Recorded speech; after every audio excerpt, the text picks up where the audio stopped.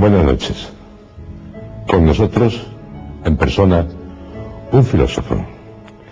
Se sigue escribiendo mucho sobre él, porque sobre él se puede escribir mucho, y también se escribe mucho sobre sus obras. El papel de la filosofía en el conjunto del saber. Ensayos materialistas. El animal divino, ensayo de una filosofía materialista de la religión. Cuestiones polivetales sobre Dios y la religión. Materia. Teoría del cierre categorial.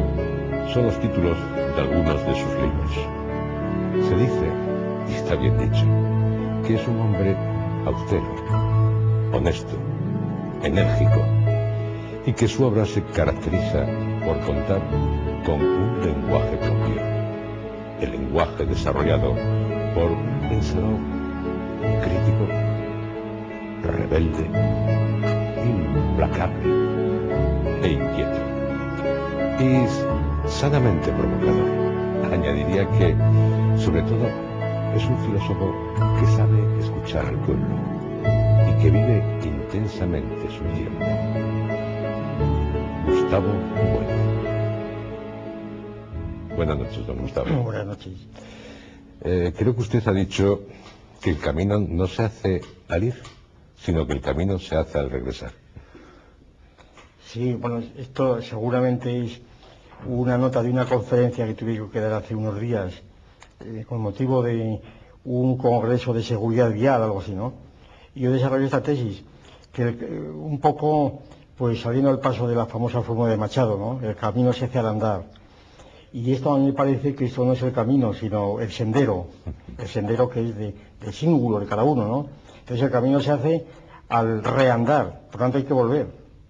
Y entonces el camino supone un progreso y un regresus, de manera que el camino no se hace al andar, sino que se hace al volver para volver otra vez a caminar. Por eso el camino es lo seguro, el camino tiene un destino fijo, y esto no lo digo yo, lo dice Fray Luis de León, cuando comenta pues el nombre de Cristo, Cristo es camino. Entonces ahí Fray Luis de León subraya mucho que el camino tiene que ir a un sitio fijo, destino, porque si no, no es camino.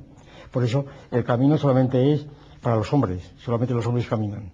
Es decir, ni siquiera los homínidas que venían de África caminan, porque no sabían dónde iban, ¿verdad? Bueno, no obstante, vamos a ir por ese camino, en principio. Nació en el año 1924 en Santo Domingo de la Calzada, a poco de San Millán de la Cogolla, cuna del castellano, en los felices años 20, pero que dejarían de serlo para los que lo fueron, naturalmente, con el crash de Wall Street de 1929. ¿Se puede ser feliz? Bueno, como felicidad cada uno lo entiende de su modo, ¿verdad?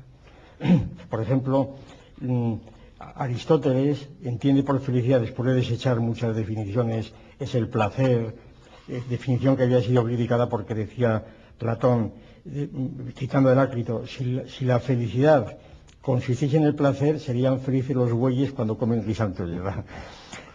Decía Goethe, la felicidad es de plebeyos, es decir, ser feliz en el sentido convencional a mí me parece algo indecente, porque no puedes ser feliz, por lo menos si eres feliz tienes que callártelo.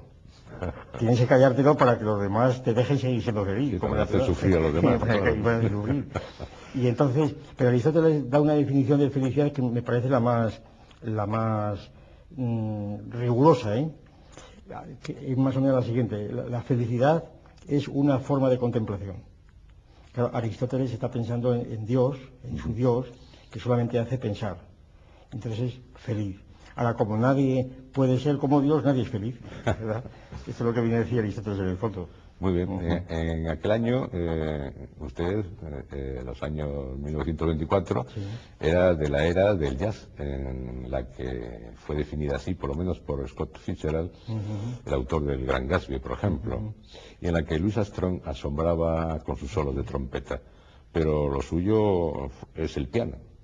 Bueno, el piano porque no tenía trompeta y a Armstrong, claro, yo lo conocí mucho, bueno, lo conocí de vista hace mucho más tarde, como natural.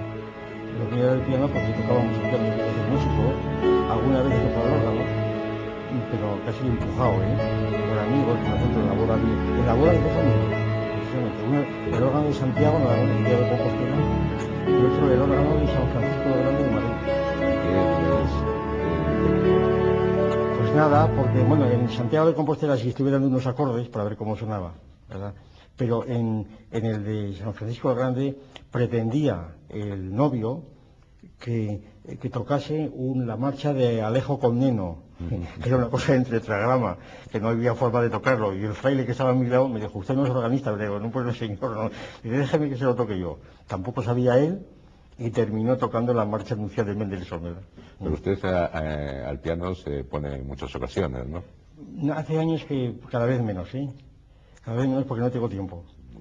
Pero sí, en tiempos toqué muchas horas toqué piano. Pues, por ejemplo, llegué a tocar, vamos, no para concierto, pero en fin, llegué a desarrollar pues el clavecín bien templado a ese nivel, ¿no? Bueno, que era muy difícil, algunas fugas eran dificilísimas.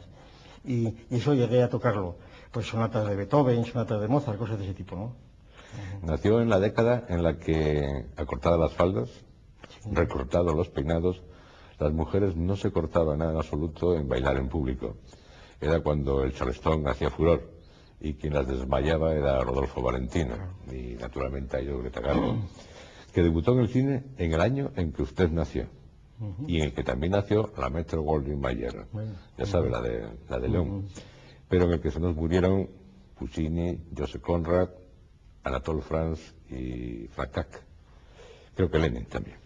Lo de León de la Metro-Goldwyn-Mayer me recuerda que algunos tienen la impresión de que usted es un león astuto, honrado, de una tosca dulzura no exenta de coraje. Un león de ojos al acecho, voz profunda y encrespado pelo. López Arraz tal impresión la dejó escrita. ¿Está de acuerdo?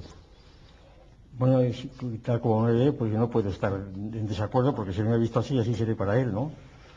Ahora, pues no sé qué decir.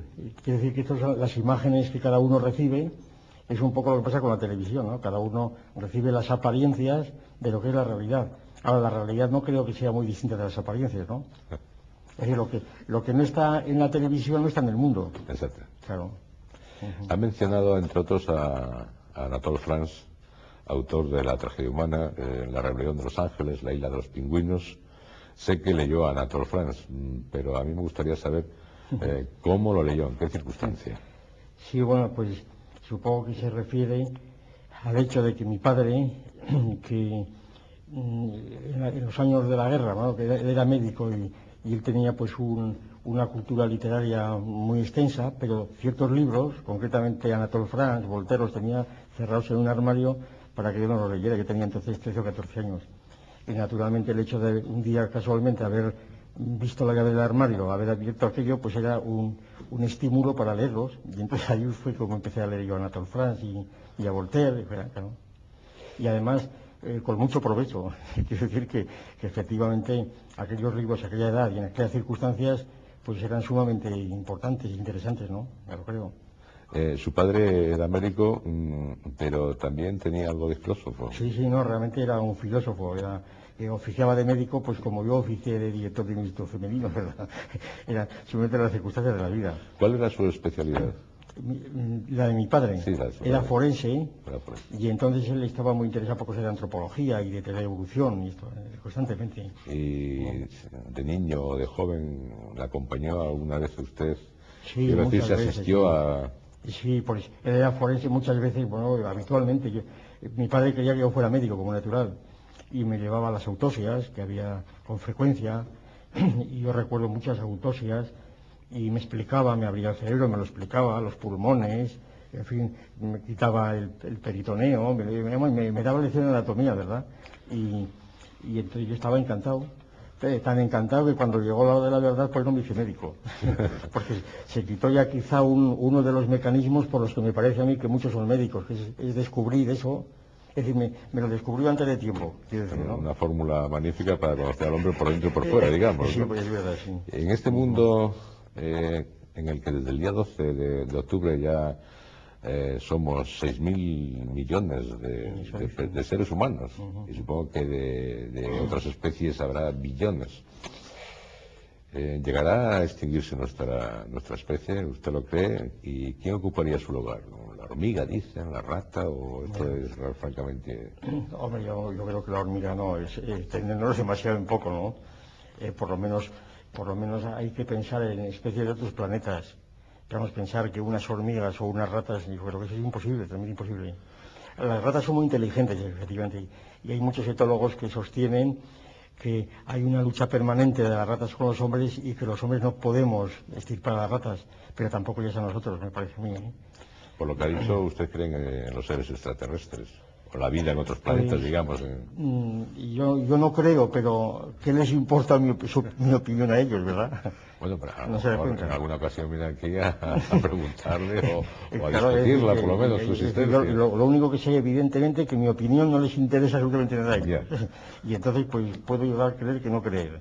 Hombre, a mí me parece que seres humanos, tal como somos nosotros, es prácticamente imposible que lo haya.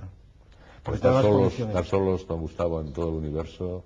Bueno, eso le aterrorizaba a Pascal, que, claro, como Descartes había dejado solos al universo porque había suprimido todas las redes cogitantes y había dejado solo la res extensa, pues a Pascal le producía terror ver a los cielos vacíos de ángeles y de númenes y de extraterrestres. Pero, claro, realmente la soledad esta de Pascal, porque solamente hasta el cartesianismo que era todo solo, ¿verdad? Entonces, esta soledad, pues, es un concepto histórico, relativo, porque sin embargo era un título de orgullo en el universo físico, ¿verdad? Que el hombre estar solo quería decir que estaba en inmediato contacto con el otro mundo. Y entonces, al destronarnos del lugar central que ocupábamos en la Tierra, claro, la soledad es mucho más seria porque produce angustia, porque no tiene explicación de por qué una partícula perdida en el polvo estelar está habitada por nosotros. Ahora, los argumentos que se dan, pues bueno, y que están constantemente, como es bien sabido. Últimamente, aquel programa de Arecibo, en el año 92 empezó un programa en Arecibo que todavía funciona para lograr tomar contacto con los extraterrestres. No ha habido resultados, aunque la NASA los necesita porque es la única manera de seguir con sus programas, ¿verdad? Claro. Es decir, el público de Estados Unidos y de todo el mundo se interesa por los viajes interplanetarios cuando cree que van a encontrar allí algún extraterrestre y que no le interesa nada. ¿Le gustaría ir a otro planeta? Aunque solo fuera de visita, para conocerlo, bueno. Hombre, ¿por qué no? Claro, a ver qué había por allí, claro. Fin de semana, Claro. no solo miembros, sino otro miembro. Aunque seguramente pasa un poco como con la radiografía, ¿no? Es una radiografía, si no conoces la estructura de los huesos, los pulmones, no te dice nada. Igual pasaría te ponen en la luna y qué más te da en la luna que está en Almería, ¿no? Y si no tienes esta serie de coordenadas para analizar lo que ves. Muy bien, vamos a continuar con su vida. Y en el año 1994, Miguel Unamuno fue cuando se desterró a Fuerteventura. Einstein, Thomas Mann, Roland, entre otros muchos intelectuales, protestaron por ello. Y Unamuno escribió: pobre España, dan ganas de morirse. ¿Le ha dado a usted en alguna ocasión ganas de escribir lo mismo que Unamuno? Pues no, realmente no. Quizá, y provocado por la pregunta, sería más de decir que me han dado ganas de matar, más que de morirme. Claro, porque realmente ganas de morirte, yo por de pronto destruir a que te da ganas de morir a ti, ¿no? Pero diría eso, pero vamos, tampoco es que sea muy exacto la situación, ¿eh? Como anécdotas añadiré que en el año en que usted nació se limitó la velocidad de los vehículos a 20 kilómetros por hora. Es que ya había muchos coches, Gustavo. Por ejemplo, en Madrid había 17.000 matriculados. Y el doctor López Suárez denunció la suciedad y falta de higiene en España. Según él, reflejaba el atraso social que había en el país. Ahora, por el contrario, creo que a oler bien no nos gana a nadie, a los españoles. Pero vivimos actualmente demasiado deprisa, como el título de una película de Carlos Saura. Hay que frenar, hay que aminorar la marcha, o por el contrario, cara al próximo siglo hay que acelerar. Ya. Claro, depende de quién y de cómo y de cuándo, ¿no? Seguramente, pues aquello de Gracián, la prisa es pasión de necios, decía Gracián, ¿verdad? En ese sentido, claro, la prisa, la velocidad, pues está justificada cuando cuando los objetivos que quieres cumplir exigen prisa, cuando no, ¿verdad? Quiero decir que ir deprisa por ir deprisa pues es una necedad, me parece a mí, ¿no? Desgraciado, ¿no? Sí, sí. Ahora, como son seguramente situaciones que no dependen de la voluntad de cada cual, sino que son resultantes de diferentes pautas de conducta de unos y otros, pues yo creo que sí, la velocidad se incrementará. Si somos 6.000 millones, necesariamente cada unidad de eso es una boca que tiene que moverse, y entonces es natural que la velocidad yo creo que está en función de la demografía, claro. Es decir, si hubiera, pues qué sé yo, 8 millones de hombres, como dice que había el año 8000 antes de Cristo en toda la Tierra, pues la velocidad podría ser mucho menor, claro. Es decir, la velocidad yo creo que está en función de la gente que hay. Lo que pasa hay una ciudad. El hervidero de una ciudad de 1 millón de habitantes es muy superior a la de una de 50.000 porque hay menos gente, claro. Y además es curioso, esto se observa muy bien en el tráfico urbano, ¿no? Todo el tráfico, la prisa que hay en una ciudad grande, claro, siempre en el casco interno de la ciudad, que es un nudo, ¿verdad?, de relaciones con otras ciudades, y que allí se incrementa, se acelera, es como un acelerador de partículas, pero en función de las partículas que hay, claro. Cara al siglo XXI, donde habrá muchos millones de esas partículas, y al tercer milenio. Huxley escribió Un mundo feliz, Orwell 1984, Ira Levin Tip, el del ojo verde, Claire en 2001. ¿Lo tenían claro estos autores? ¿Ocurrirá lo que nos cuentan?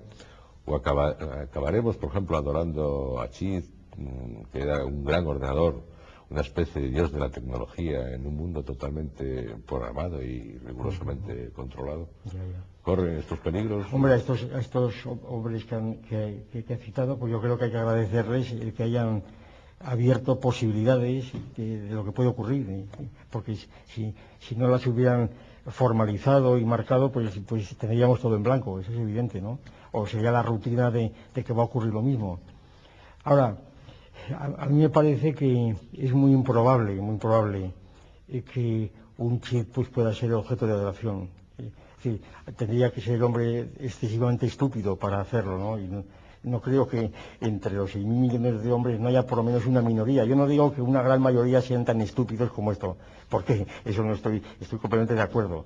Pero siempre quedará una minoría dispersa, cada vez más potente, que pueda un poco pues marcar los límites, porque cosas más raras sean, es decir, entre adorar a un chip y adorar a la ¿cómo le llaman? A la Madre Correa, a la Santa Correa. Santa Correa. En Argentina, pues qué diferencia hay, ¿no? Exactamente lo mismo. Sí. Digamos, pero los que adoran a la Santa Correa, pues están en la situación de grupos para ser visitados ellos mismos, ¿no? O al diente de Buda, ¿qué más da? No. Y no digo otras cosas para no herir susceptibilidades a nadie, ¿no? Dejémoslo. Azorín, como recordará, escribió Las confesiones de un pequeño filósofo. Y a mí me gustaría que ahora, pues, usted se confesara en el sentido de como lo hizo Azorín, o parecido, como Sender en las crónicas de Alba. ¿Cómo recuerda su casa natal, ese palacio del siglo XV de Santo Domingo de la Calzada, en el camino de los peregrinos a Santiago de Compostela, y a sus padres y a los suyos? Sí. Pues sí, una familia, pues realmente he visto esta pregunta que me la hacen ahora de repente, y yo no soy dado al recuerdo porque no tengo tiempo, pero realmente pero sí. Si se imagina ahora sí, una foto familiar. Muy bien, una foto familiar, pues sí, recuerdo una familia muy intensa, por así decir, ¿verdad? Mi abuelo con barbas leyendo un periódico, mi abuela también leía mucho, mi padre yendo ahí con la caja de los bisturíes y demás, y mi tía tocando el piano, que tocaba bien el piano. Es decir, que era una familia de mucha vida, muy intensa, ¿no? Y en ese sentido, pues sí, yo que volvía de la escuela, que me reñían, tengo escenas muy claras, porque cogía una bicicleta y me echaba a San Millán, precisamente, con un húngaro, un amigo hungarito que tenía por allí. En fin, escenas de ese tipo, pero sí la vida. Bueno, yo agradezco mucho, un poco, imitando aquello que decía Platón, ¿verdad? Agradezco 4 cosas a los dioses, decía Platón: haber nacido hombre y no animal, haber nacido griego y no bárbaro, ¿verdad? haber nacido, ya no lo digo a los demás, que se pueden ofender a algunas personas. Pero yo diría, agradezco a los dioses haber nacido en esa familia. Realmente sí, lo agradezco. Sí, sí. Y bueno, ¿usted era travieso? Sí, bastante. Bueno, tampoco nada, normalmente, normal. Y esa historia de un esqueleto, de un romano, sí, bueno, sí, de lo cual tengo vaga idea. Posteriormente, sí. Eso fue que había unas excavaciones en un pueblo cerca del mío, de Santo Domingo de la Calzada, que se llama Leiva, por lo visto es en recuerdo de Livia, la mujer de Augusto, que hizo allí un poblado. Entonces hay un poblado que está enterrado, lo estaban excavando en la Universidad de Pamplona hace 30 años, por ejemplo, y un día pues nos enteramos que estaban llevándose todas las reliquias allí a Pamplona y dijimos, bueno, esto es un expolio, vamos también a participar, ¿no? Y un día fuimos a las excavaciones y efectivamente había una necrópolis con mi hermano que es médico, sacamos un esqueleto que era, nosotros le llamamos el romano, cualquiera sabe lo que sería aquello, sería un celtíbero, y allí le pusimos con los esparadrapos como pudimos, ¿verdad? Total que terminó una temporada durmiendo debajo de la cama de mi hermano aquí en Oviedo, hasta que ya lo llevamos y ahora no sé dónde para, la verdad.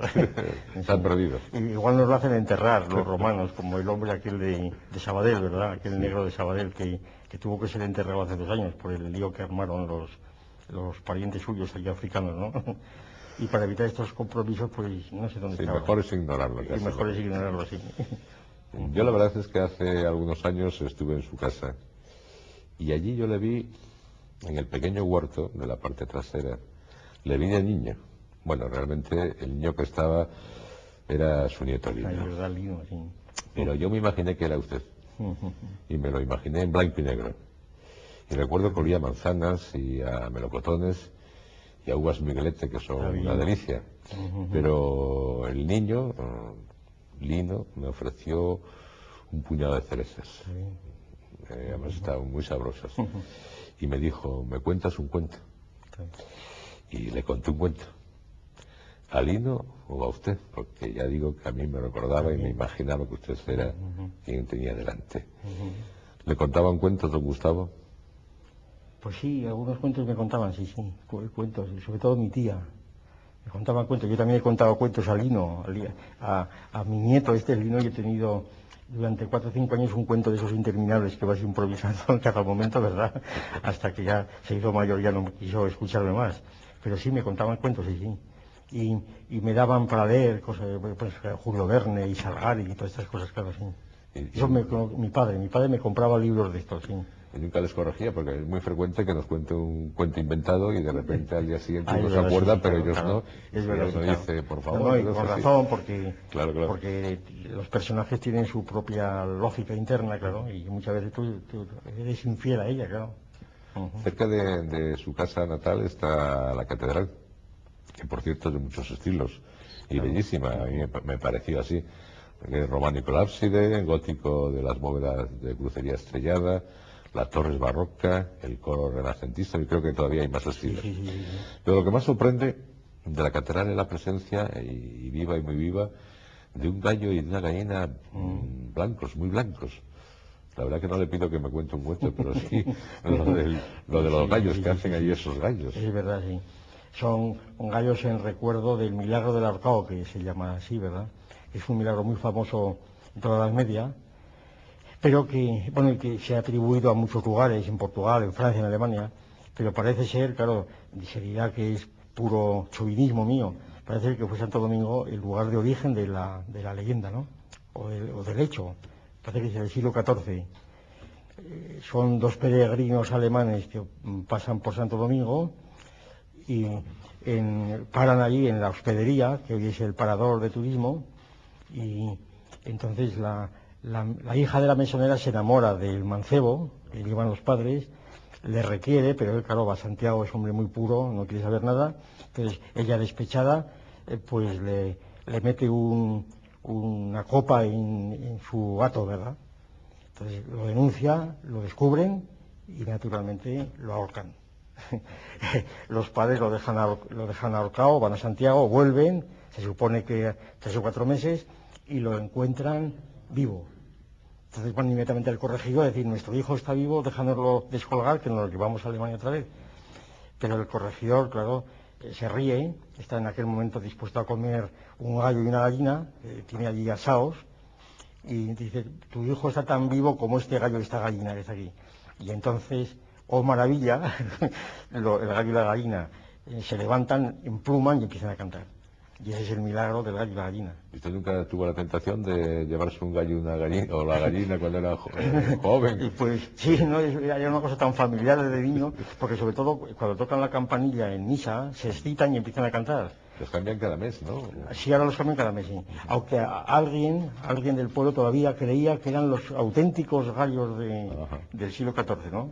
Claro, como los van cambiando, ¿verdad? Es un poco aquello que decía, una anécdota de una comedia francesa, que no me acuerdo quién es, que los campesinos de una provincia van a ver al prefecto y le dicen, venimos a ver al prefecto para agradecerle todo lo que ha hecho por nosotros. Dice, aunque le han cambiado muchas veces los últimos años. Pues a la gente de ese, solo el gallo y la gallina, ¿qué más da que los cambien? ¿No? Son los mismos, claro, la misma especie. Gustavo, ¿usted cree en los milagros? Hombre, algunos sí. Algunos de los 25 creo que son los que cuenta Berceo, milagros de Nuestra Señora. Sí, hombre, algunos milagros. Bueno, hay dos clases de milagros, y eso lo he defendido en una especie de ensayo que tengo yo publicado en algún lado. Hay dos clases de milagros cinematográficos y milagros no cinematográficos. ¿Cómo es eso? Sí. Los milagros, yo llamo milagros cinematográficos aquellos que se pueden ver, los que se pueden ver, y por lo tanto se pueden representar en el cine o en la televisión. Ponía como ejemplo la vida de Jesús de Cefirelli, en donde expone el milagro de los panes y los peces, pues se ve perfectamente.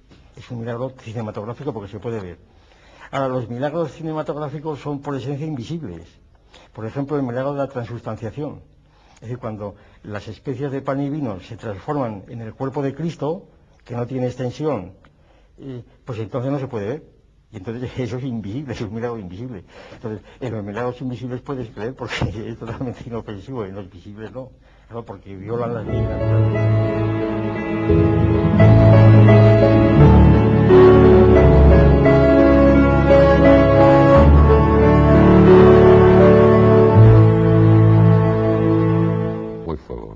Los cuatro elementos.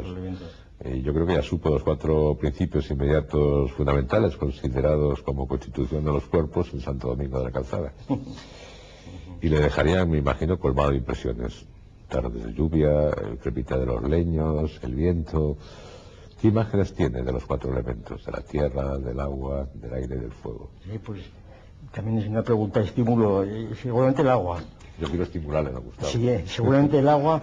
Recuerdo el río, el Oja, que da nombre a La Rioja, que ahora ya está casi seco porque es subterráneo, pero entonces aquellos años era muy caudaloso y yo recuerdo, pues sí, el espectáculo de aquellas corrientes enormes de agua que pasaban por aquel puente, el Puente del Santo, y que a veces se desbordaba y llegaba hasta las calles, y esa imagen sí, más el agua yo creo que otra cosa, ¿eh?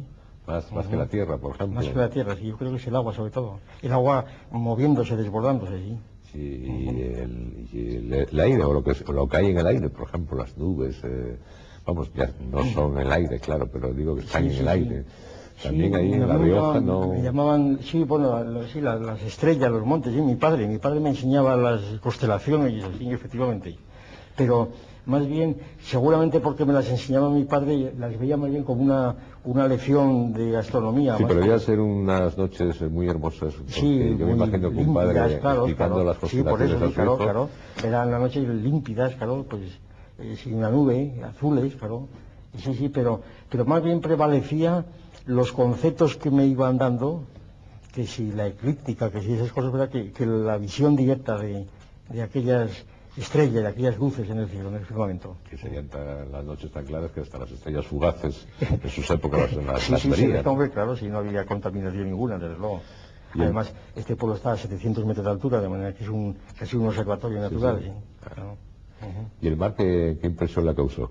Y sobre todo cuando le dijeron que en el mar, vamos, en el agua, en este caso, se dio el principio de la vida. Es verdad, sí, es verdad. Pues sí, el mar, una impresión, claro, yo lo vi pues por ahí, por el País Vasco, pues San Sebastián, que tendría yo 15, 16 años, pues claro, un espectáculo realmente no demasiado nuevo, porque porque la primera impresión recuerdo que era muy parecida a unos trigales de allí de Castilla. La primera impresión era una llanura moviéndose, ¿verdad? La primera impresión, ¿eh? Luego ya no, claro. Sí, como el chiste, ¿cuánta agua? Sí, por eso, sí. Pero que la imagen de una llanura inmensa, sin límites, moviéndose, ¿verdad? Pues era muy parecida a la de unos trigos amplios, sin límites, moviéndose por el viento, ¿verdad? La imagen es muy parecida. Sí. Es más bien cuando te vas metiendo, cuando ves el agua, claro, y cuando te das cuenta de lo que es eso, es verdad, sí. O sea, si uno no sabe, se ahoga, ¿no? Claro, se ahoga completamente, sí. Bien, y de pequeño filósofo a filósofo, usted o yo, la sección confirma la regla. ¿Y qué ocurrió? Sí, señor. Eso fue en Zaragoza un profesor de ciencias naturales que yo tenía y que muchas veces me acuerdo de él y me acuerdo solamente de su nombre, un mote que tenía, le llamamos Howie, el minerólogo, ¿verdad? Y era un hombre, pues seguramente era de un prototipo de profesor de esos que sabemos del siglo pasado, ¿no? Un hombre que iba a clase con birrete en el instituto, ¿eh? Con birrete, entonces iban a clase con birrete varios profesores y entonces pues hablaba muy pausado y era la ciencia y nos enseñaba pues clasificaciones de animales, de plantas, de minerales y esto. Y entonces me acuerdo que decía de un modo, pero con el mismo tono de voz: naturalmente esto no es así, después de haber dicho que los lamelibranquios y estas cosas, esto no es así porque la excepción confirma la regla. A mí aquello claro, era una observación que estaba fuera de del asunto, claro, estaba hablando allí de las fanerógamas, la excepción confirma la regla, y esto que fanerógamas era, ¿verdad? La excepción. Y aquello, pues sí, aquello me produjo grandes quebraderos de cabeza. Bueno, hasta ahora, porque era equívoco, claro. No, y porque yo creo que era un problema objetivo realmente. Que aquel señor, como otros tantos, lo resolvía pues apelando a la fórmula, claro. Decía, no, esto, la excepción confirma la regla, y se quedaba tan tranquilo. Bueno, ¿y por qué la confirma? Claro. Era una fórmula que era un modo de no plantear el problema, seguramente, pero sin embargo el problema estaba ahí. Y yo confieso que yo podría perfectamente confesar que ha sido el problema que todavía tengo. Bien, pero para eso está la filosofía, aunque no ha existido siempre. Eso se dice en la primera línea de su libro Sin Porqué. Y además se dice a continuación que su nacimiento suele localizarse en la antigua Grecia y fecharse históricamente en el siglo VII antes de nuestra era. Pero para usted la filosofía, ¿cuándo realmente comenzó a existir? Sí, ¿Con quién? ¿Quién influyó? Sí. Bueno, realmente a raíz de esto yo escribí, me acuerdo que me fui a casa y estuve yo escribiendo la frase y tratando de saber, y entonces pregunté, ¿y esto dónde se estudia? Y me dijeron, no, eso tienes que estudiar filosofía. Y yo creo que es la primera vez que oí la palabra. Pero de aquella época en el bachillerato suyo no había filosofía. Sí, había, pero era una filosofía entonces en el bachillerato muy mala, porque eran gentes que volvían de la guerra. Yo recuerdo un profesor de filosofía que enseñaba los silogismos y no se lo sabía, era un desastre, ¿no? Pero en cambio en la universidad, sí, en Zaragoza mismo, pues tuve la suerte de tener a Eugenio Frutos, que era un poeta, por cierto, además de filósofo, era poeta, que ahora han publicado, por cierto, unos poemas inéditos, que me los mandaron hace un par de meses, que no sé si él hubiera dado permiso para publicarlos, pero en fin. Ajá. Y entonces había sido amigo de Lorca. Ortega era un hombre extraordinario. Y él, pues sí, en los años 41, 42, 43, nos sometió, yo recuerdo, como prototipo de lo que es un profesor, ¿eh? Para mí es el arquetipo del profesor. Yo llegué a Zaragoza, pues a la universidad pues tendría, no sé, 17, 18 años. En los tiempos más o menos de Sartre, ¿no? Sartre, sí. Y él me estuvo trasteando durante el año porque íbamos a su casa, hablaba mucho con él, ¿verdad? Y él debió pues diagnosticarnos, a mí y a otro compañero, y recuerdo que al final de aquel curso, el primer curso, a mi compañero le dio una excusa de Machado, y a mí me dijo, bueno, usted va a leer este verano este libro, y luego me lo va a devolver resumido. Era La evolución creadora de Bergson. Y se lo agradezco enormemente porque fue un modo de tomar contacto a los 18 años pues, de la evolución creadora, que me pasé todo el verano leyéndolo, además me lo había dado en francés, entonces tenía yo que interpretar muchas cosas, ¿verdad? Y de manera que era un ejemplo de profesor, no creo que haya sobre todo es diagnosticar, claro, hasta qué punto también no influyó mucho en la conducta que yo tomé el diagnóstico que él hizo de mí. También es verdad, interesarme por cuestiones de este tipo biológico y demás, de filosofía de la naturaleza y demás, ¿no? En esa evolución creadora, ¿cuál era su vida en Zaragoza? Allí estaba estudiando, se reunía, me imagino, con... En aquella época era muy normal tener tertulias de gente, poetas, filósofos... Mucho, estábamos, pues en aquellas tertulias hay gente muy notoria ahora, por ejemplo, que ha sido presidente de la Academia muchos años, Lázaro Carreter, éramos del mismo curso, Alvar, que también ha sido... muchos eran filólogos, claro, que luego coincidí con ellos, volví a encontrarnos en Salamanca, muy amigos y seguiremos siéndolo, y de manera que teníamos tertulias y conversaciones de tipo literario, pero siempre los que estábamos confusos manteníamos una cierta distancia, porque claro, leíamos a Heidegger y a Sartre, estos leían a Dostoyevsky o Alberti, ¿verdad? Y entonces nos interesaba mucho la medicina, yo iba a clase de anatomía con frecuencia, porque entonces el bachillerato nuestro no tenía ciencias y letras.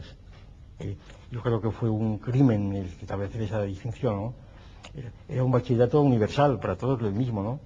De manera que eso te permitía, pues, no tener esas divisiones totalmente convencionales, estos de ciencias, estos de letras, que muchas veces en la vida posterior te los he encontrado. Por ejemplo, una alumna que una vez yo le pregunté que en qué fecha había nacido Kant y me dijo, es que yo soy de ciencias y no me acuerdo de las fechas. Y yo digo, bueno, dígame usted el número 40 de la tabla de los elementos.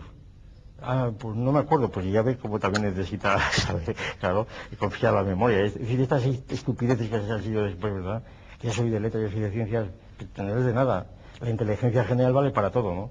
Y entonces, precisamente yo creo que el especializarse a esta edad en una cosa o en otra, pues es un modo de entontecimiento completo, claro. Bien, de Zaragoza se fue a Madrid. Madrid nunca hizo de Klein, algún teatrillo, asistió a aquellos cafés que había de cafés concierto, no se le ocurrió tocar nunca ahí. Sí, teníamos muchas aventuras, sí, bueno, pequeñas aventuras, ¿no? Por ejemplo, yo recuerdo en Madrid, yo iba a unas tenidas, por así decirlo, de gentes espiritistas, y en la calle Fuencarral había... Y en la calle Jaque Metrezo había los domingos por la tarde había unas tenidas realmente increíbles. Había un jesuita, había una ninfómana. Pero esos eran reales, no espíritus, ¿no? No, reales. No, los espíritus eran otros días a la semana, y que además a mí me presentaban como discípulo de Madame Blavatsky, porque yo había leído unos libros de Blavatsky, excusa de decir, y entonces gracias a eso me admitieron.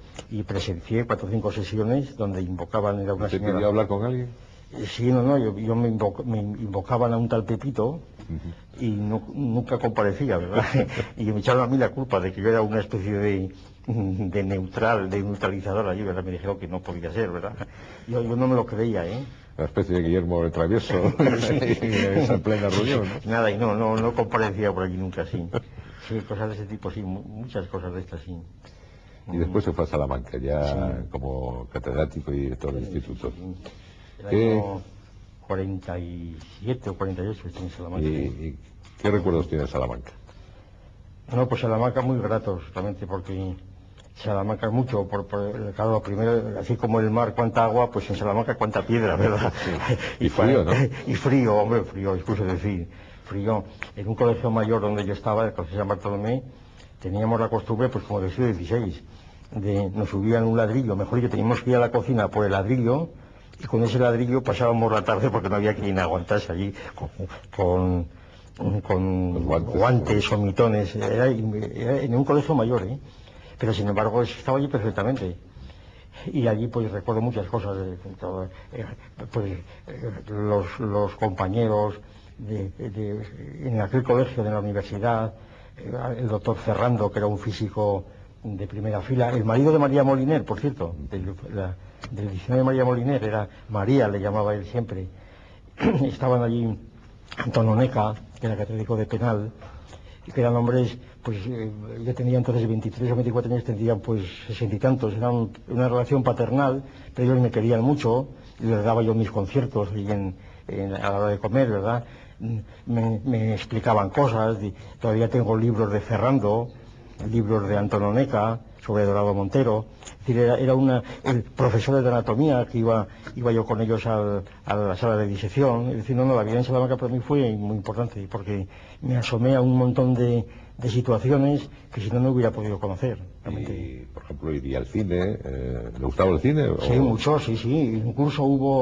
Incluso di alguna conferencia, porque hubo el primer Congreso Nacional de Cine, sería algo así. Hubo un congreso muy importante, que lo he visto alguna vez citado, que estaba allí. Vamos a ver quién estaba allí. Allí de Salamanca era Patino, Martín Patino, ¿no? Claro, Martín Patino, eso es. Y pues no sé, por allí iba a Berlanga, no sé, y entonces yo tuve que hablar me encomendaron una especulación sobre el cine, no sé qué, por lo que diría por allí, ¿verdad? Y sí, íbamos mucho al cine, a teatros, claro. Me acuerdo una anécdota de de estos magos, una especie del doctor Fassman, me parece, que fuimos ahí a su espectáculo, y yo subí allí al escenario para vendarle los ojos y a ver cómo adivinaba palabras. Y, en fin, y luego tuvimos una serie de incidentes con él porque nos engañó miserablemente. Le preguntamos el truco y nos explicó una cosa que todavía era más difícil que el truco, y al cabo de unos meses, yo leyendo un libro, me enteré del truco, ¿verdad? Sí, bueno, en la primavera de 1960 fue cuando llegó a Oviedo. Feijóo, Clarín, Jovellanos, y llegó a Oviedo en el año que murió Albert Camus. ¿Lo leía? Sí, ya lo creo, mucho. Es más, le voy a decir una cosa.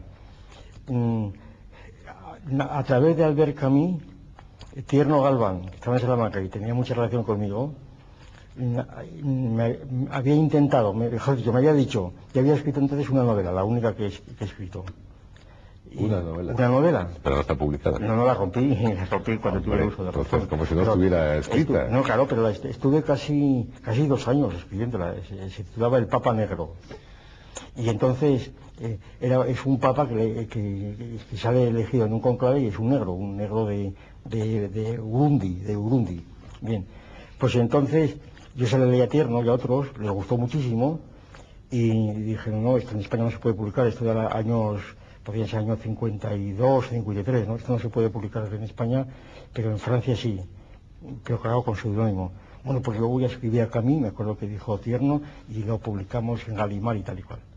Sí, pero don Gustavo lo único que se lo creo fue sí, por una razón, porque entre otras razones fue que yo estuve muchos meses leyendo cosas de África y de los concilios y de los cónclaves, pero claro, cuando murió Pío XII, me parece que fue, o poco antes, empezó a divulgarse todo aquello, y entonces cambió la situación de África y quedó anticuada la novela. Había que haberla reescrito otra vez, y ya no tenía humor como natural. En pocas palabras, don Gustavo, digo pocas palabras para hacer una descripción, Feijóo. Sí, pues Feijóo en cierto modo fue por la razón por la que vine a Oviedo. Bueno, no en cierto modo, de verdad, porque mi abuelo precisamente tenía las obras de Feijóo, que las tengo aquí ahora, el Teatro Crítico, una edición, bueno, de la primera edición, y yo lo leía, y como hablaba constantemente de Oviedo y demás, pues a mí me era tan familiar Oviedo como Salamanca o Zaragoza. Entonces, yo tenía de Oviedo un concepto literario, literario, si se puede llamar así, a través de libros, quiero decir, ¿no? Estaba entre ellos la Regenta. La Regenta, por supuesto, claro, la Regenta de en Salamanca, la Regenta, por supuesto. La Regenta me la recomendó insistentemente Lázaro, tienes que ver la Regenta, pero antes de pensar en Oviedo, sí. Y entonces, pues claro, Oviedo era una ciudad esencialmente literaria, por decirlo de algún modo, ¿no? Y esa es la razón principal, que no dude de venir aquí enseguida. En aquel año también fue cuando se estrenó Psicosis de Alfred Hitchcock. Es verdad, sí. ¿Qué psicosis le causa mayor temor? Con mayor temor actualmente la psicosis de la gente de ETA, ¿no? Están completamente locos. Bueno, temor no, esto de los celtas aquí en Asturias. Esto más que esta celtomanía que tienen, que hacen las noches celtas, esto no causa temor, esto causa horror o irrisión, ¿verdad? Pero cuando estos celtas cogen pistolas ya produce otra cosa, ¿no? Es una psicosis. ¿Qué es lo que más risa le da a la vida? ¿Más risa? Pues... Aparte de Busquito y compañía. Sí. Pues realmente, risa no, realmente no, es verdad. Mira, ahora me di cuenta que no, bueno, me gustan mucho los chistes y demás, pero no me suelo reír así, que generalmente quizá prevalece la actitud de mirar sobre la reír, pero realmente no. No, risa no, es verdad. ¿Y qué le dice un animal mitológico como el basilisco? Hombre, muchísimas cosas, pero el basilisco sobre todo me recuerda a la época de la presentación de la segunda época del basilisco, que fue un ceremonial, pues eso, inolvidable por su originalidad, qué sé yo, su novedad, su elegancia que tuvo aquello, ¿verdad? Y que además tuvo mucho efecto porque aquella segunda época del basilisco determinó una expansión extraordinaria del basilisco que todavía continúa de algún modo, ¿verdad? Se entendió mucho, sí. Bueno, desde el año 60... Pero el basilisco era, pues sí. El público no lo ignora o no lo tiene presente, era el símbolo de la dialéctica, ¿no? Era un animal que tenía como característica que al mirar mataba. Y por eso cuando no quería matar, disparaba la mirada, ¿no? Y él se suicidaba con un espejo, claro, al mirar el espejo, la mirada volvía sobre él. Era al principio una serpiente, pero luego se transformó en un gallo, precisamente por un error de fonética de los ingleses. Basilisco, que en griego es reyezuelo, régulo, a ellos le sonaba el basilisco, le sonaba a coq, a gallo, ¿no? Y por eso lo hicieron gallo, pero fue simplemente un nómina númina que decía Maasmiller, un error de lenguaje, ¿eh? Desde el 60 hasta el 89 ocupó la cátedra de Fundamentos de la Filosofía e Historia de los Sistemas Filosóficos en la Universidad de Oviedo. Sí. En 1989 pasó a ser catedrático emérito. Y ahora, don Gustavo, ¿qué hace? ¿Qué escribe? Y además tiene una fundación, ¿no? Sí, pues, claro, la universidad consideró, el año pasado, el año 88, consideró que mis servicios no eran necesarios, y pues muy bien, eso es cosa suya. Y entonces... ¿Pero tuvo que dar clases en las cadenas? Sí, bien, bueno, fue una despedida, fue una clase de despedida, pero en fin, eso la universidad tendrá sus razones, ¿verdad? Pero es cosa suya. Lo cierto es que ahora, pues, quizá coincidiendo con no tener el compromiso de tener que ir todavía a esa clase, pues no tengo disculpas para no ir a las conferencias que tengo que dar por ahí, esa cuestión. Y entonces, en cierto modo, pues, me queda menos tiempo porque tengo que estar todo el día viajando. Tanto es así que voy a cortar porque ya no puedo escribir. Sí, pero hay un lugar que no sé si llamarlo su refugio, su cajón de gato, que es Niembro, que yo creo que acude ahí en cuanto puede. Niembro, claro, Niembro es el bosque sagrado, Nemus Nemoris, una palabra latina, Nemus Nemoris, bosque sagrado a Diana, precisamente, consagrado a Diana. Probablemente es porque en aquellos alrededores había una legión romana que le recordaba aquel paisaje de Llanes, a 6 kilómetros de Llanes, le recordaba pues el lago Nemi, donde estaba allí el rey del bosque, y seguramente le pusieron Niembro por esa razón. Yo esto se lo conté a Marvin Harris cuando estuvo en Asturias hace 12 o 13 años y le pareció muy plausible, ¿verdad? Y entonces, pues, y ahora hemos confirmado la hipótesis, por decirlo así, poniendo una estatua de Diana en el jardín nuestro, ya que el alcalde de Niembro no quiso ponerla. Yo dije, ¿por qué no ponen una estatua de Diana aquí? Pero en lugar de un celta, ¿verdad? Pero no han puesto ni una cosa ni otra. Pues para mí, don Gustavo Bueno, y me lo tiene que permitir, me lo tiene que permitir, es usted un Nemus, un bosque sagrado. Así que si alguien me pregunta quién es Gustavo Bueno, yo le responderé un Nemus. Lo demás debería saberlo. Muchas gracias, don Gustavo. Algún día le pediré que me cuente un cuento y me gustaría que saber qué buscar.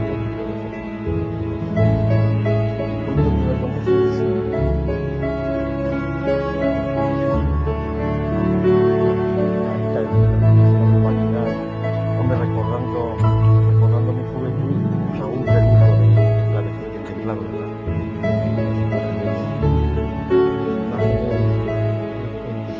A mí me gusta mucho ver los de Esge, esas escaleras que suben y bajan, esos imposibles en 2 dimensiones, ¿verdad? posibles en 3 dimensiones. Eso es muy, vamos, yo paso muchas veces tiempo mirando esa